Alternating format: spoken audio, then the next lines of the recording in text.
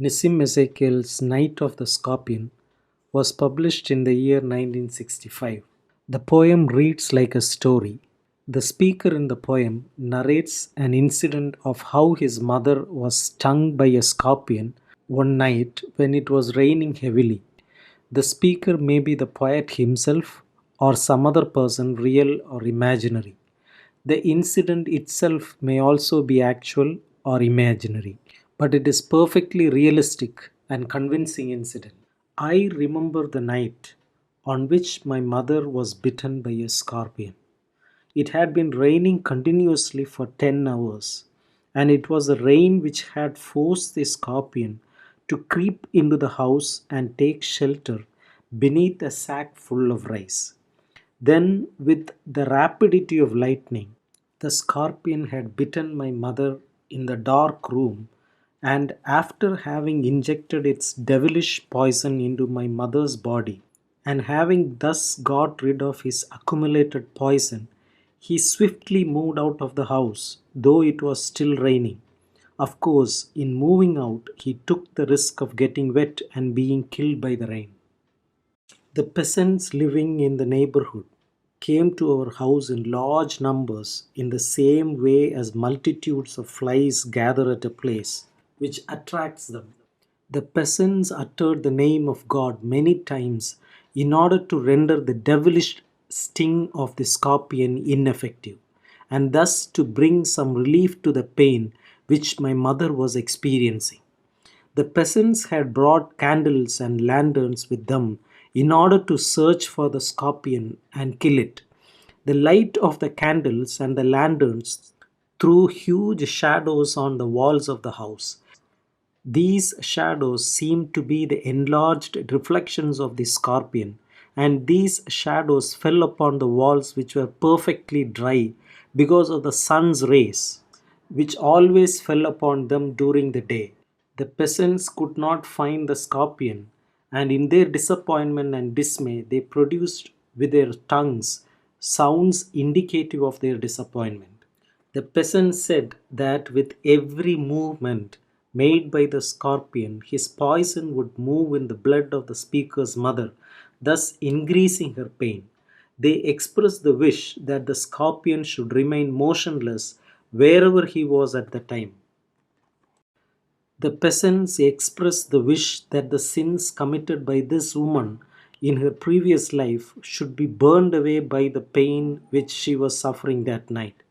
Next, they expressed the wish that her suffering should diminish the misfortunes which she was destined to suffer in her next life. They further expressed the wish that the woman's pain should lead to a lessening of the aggregate of evil as opposed to the aggregate of good in this world. The world, in their view, was only an illusion and not the reality. Then they went on to express the wish that the poison in the scorpion's sting should cleanse the woman's flesh of all desire, and that it should also rid her of all ambition. They were all sitting on the floor, with the mother of the speaker seated on a mat in the center. The face of each of the peasants had an expression of serenity on it, and this serenity was indicative of each one's view that he understood the mystery of what had taken place. More candles and more lanterns were brought. More neighbors came to the house. More insects were traced without the scorpion being found anywhere. The rain seemed to have no end. My mother sat all the time groaning with pain on a mat, twisting and turning her whole body because of the pain.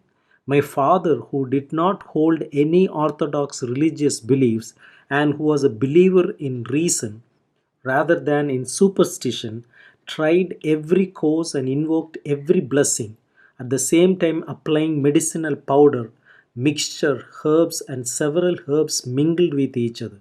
He even went to the extent of pouring a little paraffin upon the bitten toe of my mother and applying a burning matchstick to it in order to burn away the flesh where the scorpion had bitten my mother. I watched the flame burning my mother's flesh and becoming bigger. I also watched a religious minded man performing certain rites to nullify the effect of the scorpion's poison and invoking the aid of the holy powers. After 20 hours, the scorpion's sting lost its effect, and my mother no longer felt the pain of it. At the end, my mother simply said that she was thankful to God for the scorpion's choice of her, for his sting, and for his not biting any of her children. Literary analysis. The narrative shifts and stops and rattles as the usual syntax builds up a tense atmosphere. There are simple and complex sentences as well as direct and indirect narrative, enjambment and repetition, anaphora that create a topsy turvy atmosphere of disturbing distortion. Incantatory voices, monotonous rain, and lone hours for the mother illustrate the ongoing search for the scorpion.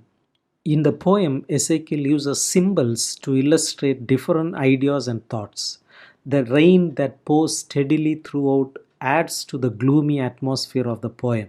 Shadows cast on the sun baked walls, depicting a scorpion, symbolize the presence of an evil force. Shadows as a motif are often associated with fear of the unknown. Peasants symbolize the agrarian nature of rural India and are also symbolic of close knit communities. As a symbol of traditional healing techniques, the father used every possible curse and blessing to cure the scorpion sting, as well as various natural remedies, including powder, mixture, herb, and hybrid, to cure the scorpion sting. The poem is filled with imageries. An image is a literary device that evokes the five senses and facilitates the formation of a mental image in the mind of the reader. There are four major types of imageries used in the poem. First is the visual imagery. In order to paint the scenes, Ezekiel uses this type of imagery. The poem is based entirely on the retrospective visualization of a childhood incident. As an example, he illustrates how the scorpion stung his mother in the line, flash of diabolic tail in the room.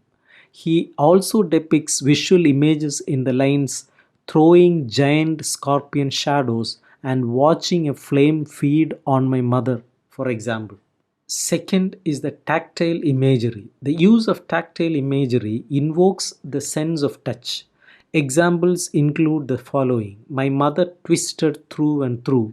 He even poured a little paraffin onto the bitten toe, and I watched the flame feed on my mother.